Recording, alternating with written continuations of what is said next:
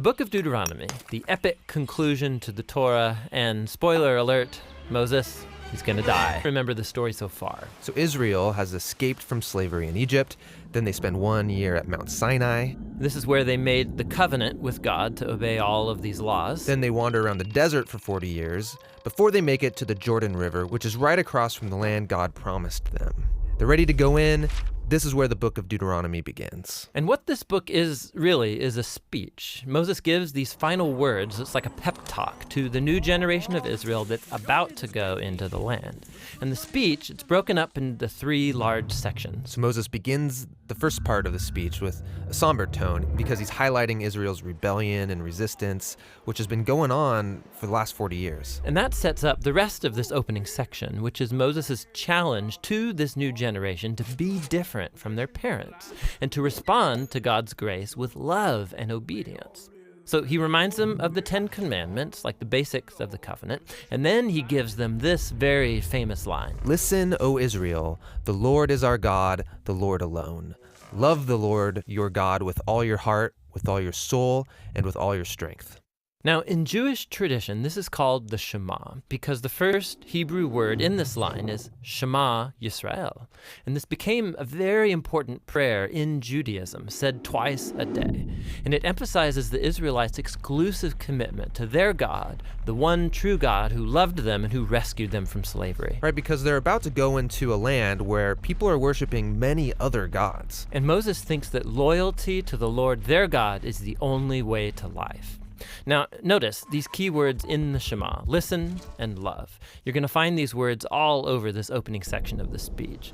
The word listen in Hebrew means more than just let sound waves come into your ears. It includes the idea of responding to what you hear.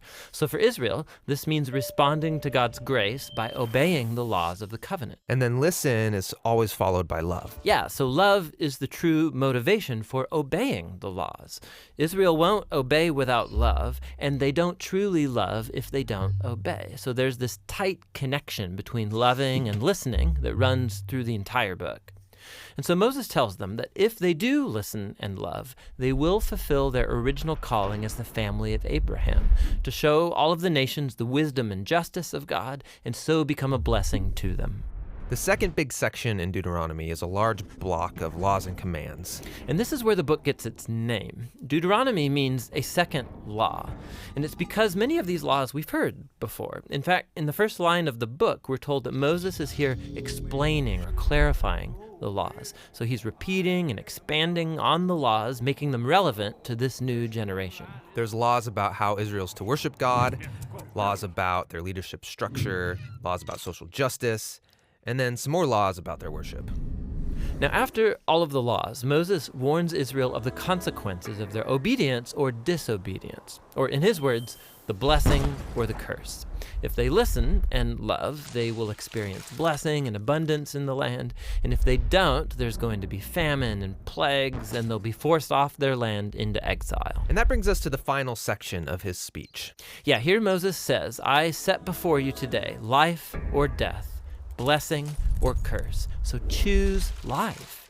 But then things get really interesting because after 40 years with these people, Moses knows they're not going to obey. And so he predicts their failure and even their future exile from the promised land. And he focuses on what he thinks is the true source of the problem, that they have hard and selfish hearts. It's as if Israel is incapable of truly loving God in a way that brings about obedience. But this problem isn't unique to Israel. Yeah, in fact, Moses, when he's using this language about blessing and curse, he's tying Israel's story all the way back to all humanity's story from Genesis 1 through 3. So Adam and Eve, they were blessed by God just like Israel and given a choice to trust and obey God like Israel. And then they rebelled and brought a curse on the land like Moses knows Israel is going to do. And so these stories, they're about Israel's hard heart, but they're actually a window into the universal human condition. But Moses doesn't give up hope entirely. That's right. He says that somehow, on the other side of Israel's exile, God promises to transform their heart so that one day they truly can listen and love. In the final chapters, Joshua is appointed as the new leader of Israel. And then Moses takes the entire law code. The one he just predicted Israel would break. That's right. And he puts it into the Ark of the Covenant. And then Moses hikes up to the top of a mountain so he can see the promised land from afar. And then he dies.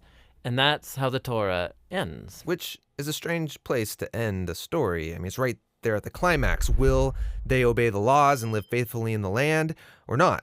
Well, the story does continue right into Joshua, the next book of the Bible, but this is the end of the Torah, and it's been ended here for a reason. The Torah is written for people who are either outside of the land or who are still waiting for the fulfillment of God's promise to bless the whole world. And so now, as each generation reads the Torah, they find themselves called to hope in what Moses hoped for, a new, transformed heart that one day can truly listen and love.